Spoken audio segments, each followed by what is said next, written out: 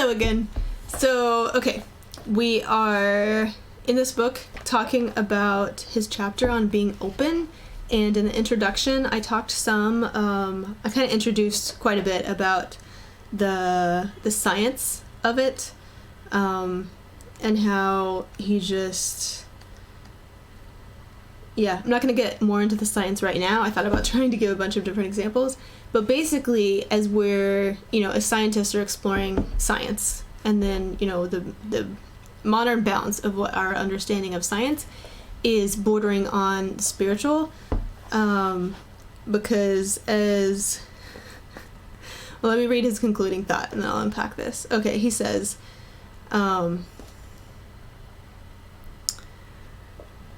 we can predict and we can identify patterns, but at the most basic level, we don't know. He was talking about particles, where will electrons disappear, where will they reappear? Just different fundamental, big things. He was talking about the colors of stars, and then also just the locations of electrons. And he's like, we can predict, we can identify patterns, but at the most basic level, we don't know. The world surprises us, and it surprises scientists too on a regular basis. So in this chapter, he talks about energy and involvement and surprise. He says, I talk about all of this because when people object to the idea of God, to the idea that there is more beyond our tangible, provable, with hard evidence, observations, and experiences of the world, he says, they are not taking the entire world into account. He's just saying with science, scientists have proved that there are mysteries, that they've gone incredibly far to where they can observe them, and they basically proven mystery. They can observe them, but they can't understand them. There's just quantum physics does not follow the same laws as Newtonian physics. It's a different world. The duality is not what we thought it was. A brief reading of modern science quite quickly takes us into all sorts of interesting and compelling places where the most intelligent, up-to-date, and informed scientists are constantly surprised by just how much more there is to the universe. We're talking about how matter... Where'd it go? Matter is actually locked up energy, and energy is liberated matter. Albert Einstein showed us that. And then he talks about involvement, and how historically we have this view of this image of detachment and standing back and watching from a distance and analyzing things. But he says at the quantum level, when we observe an atom, we affect it. He says, in the view, many have been taught the world is out there, stationary and unmoved, unaffected by us. But in the quantum world, observing changes things. And Wayne Dyer was talking about this too, but I continue to be fascinated by this idea, and I'm going to keep talking about it because I want to help you wrap your head around it too. And it's just this idea that, just as God is not out there popping in sometimes, we are not outside of our world watching it on a screen. We are in the middle of our world, affecting everything all the time more deeply than we have traditionally been taught. Matter is ultimately energy, and our interactions with energy alter reality because we're involved. Our world is an interconnected web of relationships with nothing isolated, alone, or unaffected. But the quantum world teaches us that space is, he said, what's the best word here? Space is alive. Particles can be found in what appears to be empty space. The invisible substance between us and things and people around us actually contains something.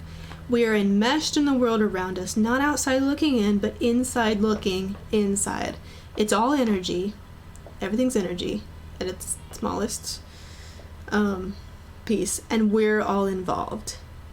And then he talks about surprise. Oh, the toaster. He's talking about the toaster shouldn't be red, but it is, and nobody knows why. It makes me think of the bee. Nobody knows why the bee can hold itself up, because the fat body should be too big for its wings. Anyways. I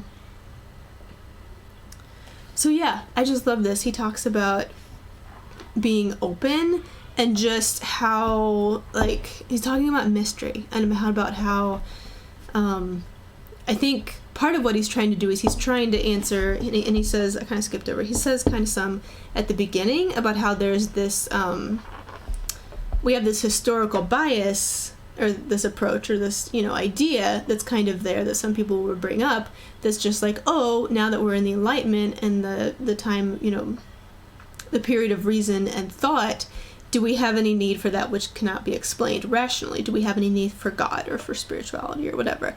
And he's just kind of, uses science and personal experience and gut and intuition together to just kind of talk about how, throughout the book, he talks about how there is innately, there is a whole part of life that logic and reason cannot explain or talk to or deal with, or just, like, there's a whole nother part of life that is, gut and intuition and imagination.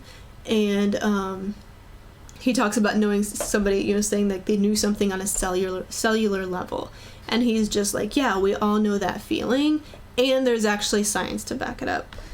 So yeah, he's just kind of talking about, he says, like, he can't make he says he doesn't try to make an argument for God, but more, I think he appeals to just this, like, sense and this truth that we all have, that there is much more than just logic and reason. There's a whole emotional, spiritual, physical, even subconscious, subatomic connection with life. And he's just like, we all acknowledge that. That is spirituality. That is God. That is the divine. And it's good, and it's for us, and it's with us. Alright, so that's enough. So fun. It's a super fun. Oh, I didn't even get into holism.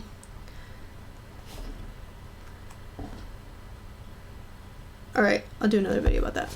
Alright, see you in the next one.